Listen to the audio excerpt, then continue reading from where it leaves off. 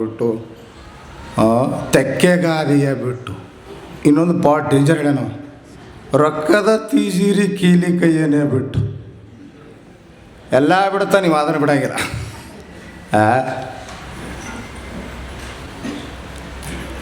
ಕಟದ ಕಲ್ಲಿನ ಕಂಬ ಕಟ್ಟಿದ ಮನೆ ಬಿಟ್ಟು ಬಾ ಅಂದರೆ ನಿನಗೆ ಶಾಂತಿ ಮೋಕ್ಷ ಸಿಗ್ತದ ಅಂದರು. ಇದು ಎಲ್ಲ ಬಿಟ್ಟು ಬಂದರೆ ನಿಮ್ಮ ಮೋಕ್ಷ ಸಿಗೋದಾದ್ರೆ ಅದು ನಮ್ಗೆ ಬೇಕಾಗಿಲ್ಲ.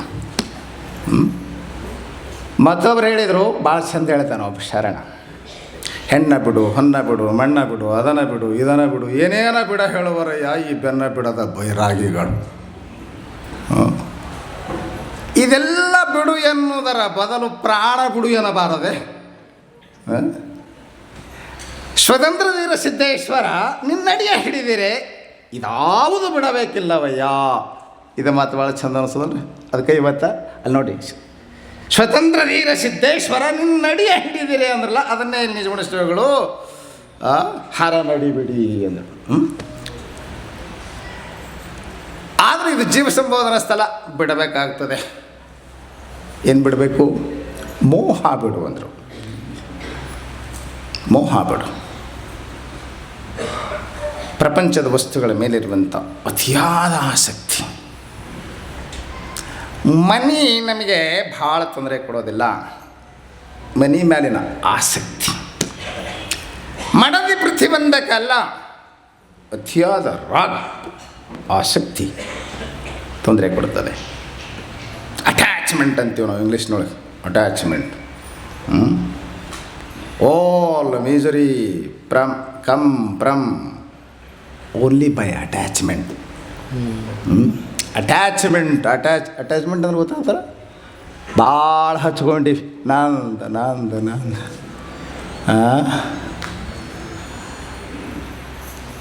ಮತ್ತು ಒಂದಿನ ಬಿಡಬೇಕಾಗ್ತದೆ, ನೆನ್ಪಿಟ್ಕೊಡ್ರಿ. ಬಿಡಂಗಿಲ್ಲ, ಬಿಡೋದಿಲ್ಲ ನೀವು. ಬರ್ತಾನ ನಾವು ಬಿಡಿಸ್ಲಕ್ಕ ಯಾವ ಮರ್ತೀರಿ.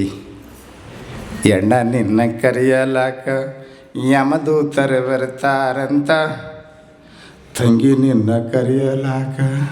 ಮತ್ತು ಬರೀ ಅಣ್ಣ ಅಂದ್ಕೊಂಡೆ ಮತ್ತು ಇವರು ತಣ್ಣಗೆ ಕುಂದಿರ್ತಾರೆ. ಅದಕ್ಕೆ ಬಿಡಬೇಕಾಗ್ತದೆ. ಆ ಮೋಹ ಆಸಕ್ತಿ ಎಂಬುವುದೇ ನಮಗೆ ದುಃಖದಾಯಿನಿ ಅಲ್ರಿ. ಮನೆಗೆ ಬೆಂಕಿ ಬಿದ್ದಿತ್ತಂತ, ನಿಮ್ಮ ಮನೆಗೆಲ್ಲ ದೊಡ್ಡ ಸಾಹುಕಾರ ಇದ್ದೊಬ್ಬ ಭಾರಿ ಕಟ್ಟಿಸಿದ್ದ ಮನೆ, 3 ಕೋಟಿ ಖರ್ಚು ಮಾಡಿ ಮನೆ ಕಟ್ಟಿಸಿದ್ದ. ಮನೆಗೆ ಬೆಂಕಿ ಬಿದ್ದಿತ್ತು. ಗೃಹ ಪ್ರವೇಶ ಆಗಿ 3 ತಿಂಗಳಾಗಿಲ್ಲ, ಪಾಪ ಮನೆಗೆ ಬೆಂಕಿ ಬಿತ್ತು. ರಸ್ತೆದಾಗ ಬಂದು ನಿಂತು ಎದೆ ಬಡ್ಕೊಂಡು ಅಳ್ತಿದ್ದ. ತ್ರಾಸಾಗೋದಲ್ರಿ, ನೀವು ಆರಾಮ್ ಕುಂತು ಕೇಳಕತ್ತೀರಿ. ಅವನ ಮನೆಗೆ ಬಿದ್ದದು ಬೆಂಕಿ, ನಮ್ಮ ಮನೆಗೆ ಬಿದ್ದರೆ ಗೊತ್ತಾಗ್ತದೆ. ಎದೆ ಬಡ್ಕೊಂಡು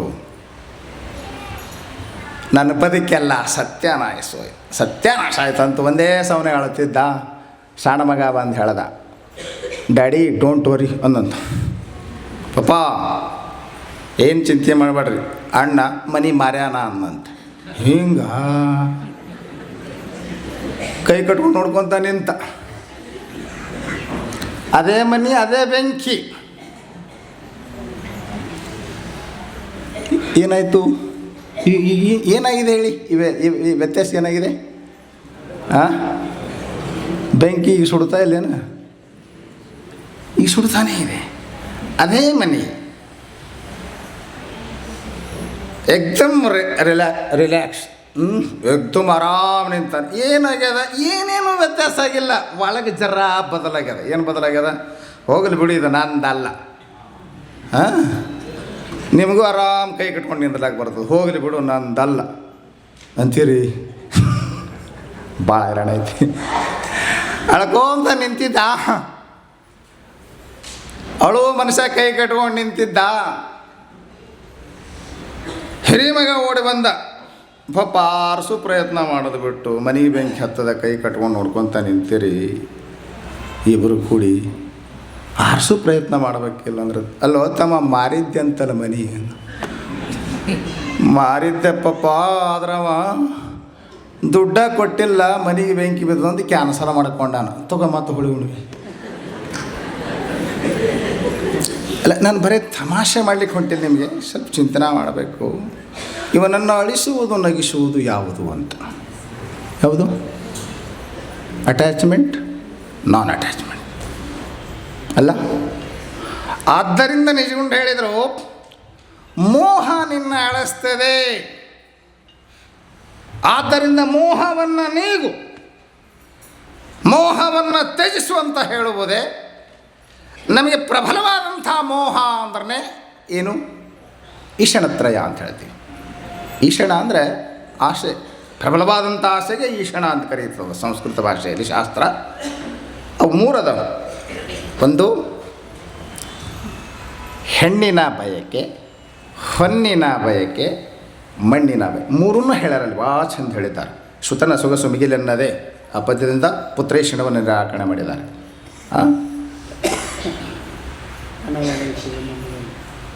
ಎಲ್ಲ ಈಷಣತ್ರಯಗಳ ಇದನ್ನೇ ಹೇಳ್ಕೊಂತ ಕುಂತ ನಾನು ಹರನಡಿ ಬಿಡಿ ಅಲ್ಲೇ ಉಳಿತದ ದೊಡ್ಡ ಬರ್ತೀನಿ ನಾನು ಆ ಕಡೆ.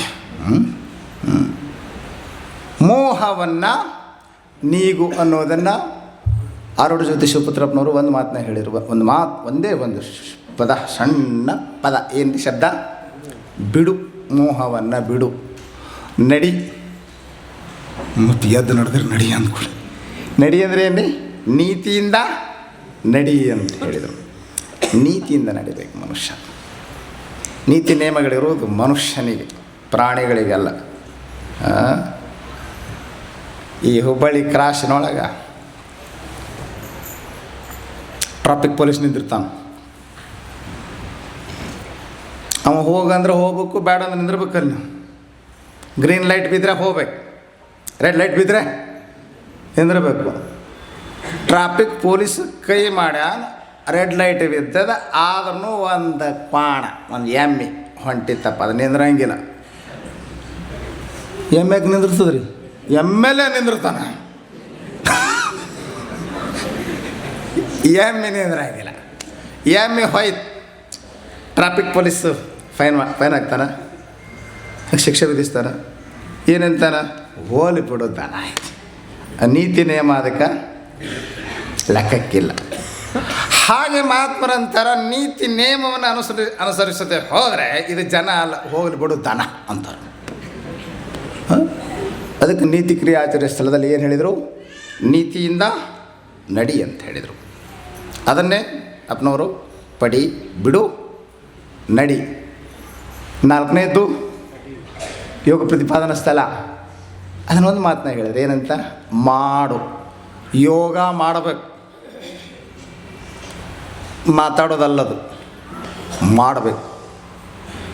ಗೊತ್ತೈತಿ ಇವತ್ತು ಭಾಳ ಜನ ಯೋಗ ಮಾಡ್ತಾ ಇದ್ದಾರೆ. ಕಳೆದ ವರ್ಷ ಬೇಸಿಗೆಯಲ್ಲಿ ಅಪ್ಪನವ್ರು ನೋಡಿದವನು ಅಲ್ಲಿ ಋಷಿಕೇಶದಾಗ ಹೋಗಿ ಆ ಹೊರಗಿನ ಮಂದಿಗೆ ಮಾಡಿಸ್ಯಾರ, ಬಿಳಿ ಬಿಳಿ ಬಿಳಿ ಮಂದಿಗೆ, ಫಾರಿನರ್ಸ್. ಯೋಗವನ್ನು ಮಾಡಬೇಕು. ಯೋಗಶ್ಚಿತ್ತವೃತ್ತಿ ನಿರೋಧ. ಯೋಗ ಮೈ ಮನಸ್ಸು ಎರಡನ್ನೂ ಸುಸ್ಥಿತಿಯಲ್ಲಿಡುತ್ತದೆ. ಮೈ ಮನಸ್ಸುಗಳ ಆರೋಗ್ಯಕ್ಕಾಗಿ ದೇಹ ಸದೃಢವಾಗಿರಲು, ಮನಸ್ಸು ನಿರ್ಮಲವಾಗಲು, ಚಿತ್ತ ಚಾಂಚಲ್ಯವನ್ನು ನೀಗಲು ಯೋಗ ಮಾಡಲೇಬೇಕು ಅಲ್ಲ. ಆದ್ದರಿಂದ ಯೋಗವನ್ನು ಮಾಡು ಅಂತ ಹೇಳಿದರು. ಇನ್ನು 5ನೇ ಸ್ಥಳ ಜ್ಞಾನ ಪ್ರತಿಪಾದನಾ ಸ್ಥಳ. ಅದನ್ನೇನು ಹೇಳಿದ್ದಾರೆ? ನುಡಿ. ಏನಂತ ನುಡಿ? ಅಹಂ ದೇಹೋಸ್ಮಿ ಅಂತ ನುಡಿ ಬೇಡ. ಅಹಂ ಬ್ರಹ್ಮಾಸ್ಮಿ, ನಾನು ಬ್ರಹ್ಮ ಅಂತ ನುಡಿ. ಇದು ಜ್ಞಾನ ಪ್ರತಿಪಾದನಾ ಸ್ಥಳದ ಇಡೀ ಸ್ಥಳದ ಒಟ್ಟು ತಾತ್ಪರ್ಯ ಅರ್ಥ. ಅದಕ್ಕೆ ಪಡಿ, ಬಿಡು, ನಡಿ, ಮಾಡು, ನುಡಿ. ಇಡೀ ಕೈವಲ್ಯ ಪದ್ಧತಿ ಗ್ರಂಥದ ಸಾರಾರ್ಥವನ್ನು ಸಣ್ಣ 4-5 ಪದಗಳಿಂದ ಅಪ್ಪನವ್ರು ಭಾಳ ಚಂದ ಹೇಳಿದರೆ. ಇವತ್ತು ನಾವು ಪಡಿ, ಯಾವುದದು? ಶಿವಕಾರುಣ್ಯ ಸ್ಥಳ. ಶಿವಕಾರುಣ್ಯ ಸ್ಥಳದ ಮೊದಲನೇ ನುಡಿಯಲ್ಲಿ ಬರ್ತಕ್ಕಂಥ ಒಂದು ಮಾತು ಇವತ್ತಿನ ಸಬ್ಜೆಕ್ಟು. ನನ್ನ ಕರೆಯ ಪ್ರವಚನ ಅಂದ್ರೆ ಈಗ ಶುರು ಇದು ಹಿಡ್ತನದ ಟೈಮ್ ಲೆಕ್ಕ ಹಿಡಿಯಾಗಿಲ್ಲ ಅದನ್ನು.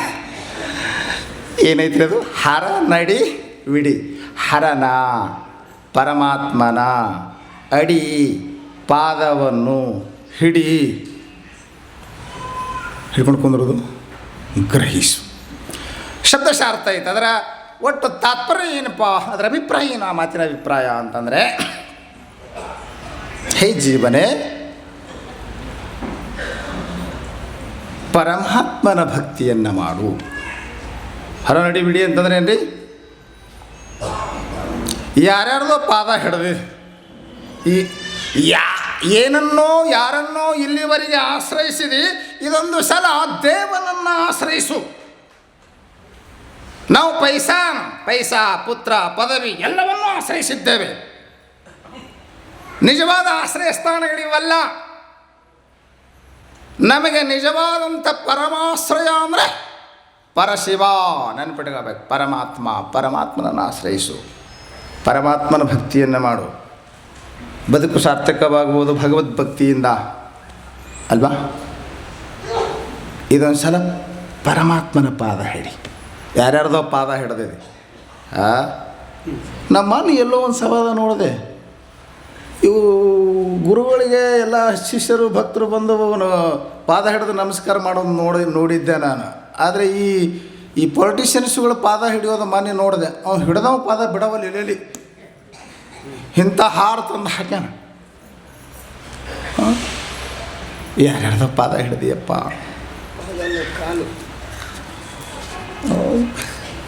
ಅಪ್ಪಳ ಕಾಲು ಹೊಲಕತ್ತ ಅಚ್ಚಿಗೆ ನಡೆದ ಕಾಲು ಹಿಡಿ ಅಂತಾರಲ್ಲ, ಕಾಲು ಹಿಡ್ದ. ಯಾರ್ಯಾರ್ದೋ ಕಾಲು ಹಿಡ್ದಿಯಪ್ಪ, ಕಾಲು ಬಿದ್ದಿದೆ. ಇದೊಂದು ಸಲ ಭಗವಂತನ ಚರಣವನ್ನು ಹಿಡಿ, ಭಗವಂತನನ್ನು ಆಶ್ರಯಿಸು, ಭಗವದ್ಭಕ್ತಿಯನ್ನು ಮಾಡು. ಭಗವದ್ಭಕ್ತಿ ಇಲ್ಲ ಅಂದರೆ ಬದುಕು ನೀರಸ ಆಗ್ತದೆ. ನೆಂಟರು ಬಂದಿದ್ರು ಮನೆಗೆ. ನೆಂಟ್ರಂದ್ರೆ ಗೊತ್ತಾಗ್ತದೆ, ರಿಲೇಟಿವ್ಸ್, ಬೀಗರು.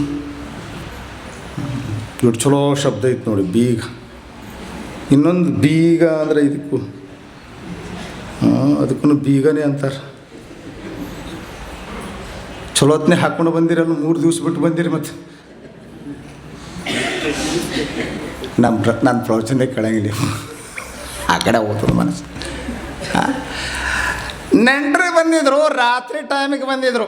ರಾತ್ರಿ ಸಮಯ, ಲೇಟ್ ನೈಟ್. ಹೆಣ್ಮಗಳು ಕಿಚನ್ ರೂಮ್ಗೆ ಹೋಗಿದ್ದಾಳೆ, ಅಡುಗೆ ಮಾಡ್ಬೇಕಂತಾಳ. ಎಲ್ಲ ಐತಿ, ಅಡುಗೆ ಮಾಡಿದ್ಲು, ಭಾಳ ಚಲೋ ಮಾಡಿದ್ಲು. ತವ್ರ ಮನೆ ಕಡೆಯವರು ಬಂದಿದ್ರು, ಬೀಗರು. ಸ್ವಲ್ಪ ಬೇರೆ ಬೇರೆ ಮಾಡ್ತೀರಿ, ಅದಕ್ಕೆ ತವ್ರ ಮನೆ ಕಡೆ ಎಲ್ಲ ಹಾಕಿನ. ಎಲ್ಲ ಭಾಳ ಚಂದ ಅಡುಗೆ ಮಾಡಿದ್ಲು, ಭಾಳ ಡೆಲಿಷಿಯಸ್ ಫುಡ್, ಭಾಳ ರುಚಿಯಾದಂಥ ಎಲ್ಲ ಆಹಾರ ಪದಾರ್ಥವನ್ನು ಮಾಡಿದ್ದಾಳೆ. ಎಲ್ಲರೂ ಊಟಕ್ಕೆ ಕುಂತಿದ್ದಾರೆ ಡೈನಿಂಗ್ ಟೇಬಲ್ ಮೇಲೆ, 12 ಮಂದಿ. ಯಾರ ಬಾಯಾಗನೂ ಅದು ಇಳಿತಾನೆ ಇಲ್ಲ ಗಂಟ್ಲದಾಗ. ಭಾರಿ ಭಾರಿ ಅಡುಗೆ ಮಾಡ್ಯಾಳೆಲ್ಲ. ಚಪಾತಿ ಮಾಡ್ಯಾಳು, ಎಣ್ಣೆ ಬದನೆಕಾಯಿ ಪಲ್ಯ ಮಾಡ್ಯಾಳ, ಎಲ್ಲ ನಮೂನಿ 12 ನಮೂನಿ ಪಲ್ಯ ಮಾಡ್ಯಾಳ, ಎಲ್ಲ ಮಾಡ್ಯಾಳ. ಯಾವುದು ರುಚಿ ಅನ್ನಿಸಲ್ದು. ಯಾಕೆ ಗೊತ್ತಾಗಿದೆ ನಿಮಗೆ? ಎಲ್ಲ ಹಾಕಾಳ, ಎಣ್ಣೆ ಬೆಣ್ಣೆ ಎಲ್ಲ ಹೆಚ್ಚು ಹಾಕಾಳ. ಒಂದು ಮರ್ತಾಳ. What is this? ಏನದು? ನಿಮ್ಗೆ ದೊಡ್ಡ ಗೊತ್ತಾಗಂಗಿಲ್ಲ ಅಂದ್ರೆ ಅವ್ರು ಮಾಡೋರು, ಅವರು ಬರೀ ನೀವು ಉಣೋರು ಅಷ್ಟೇ.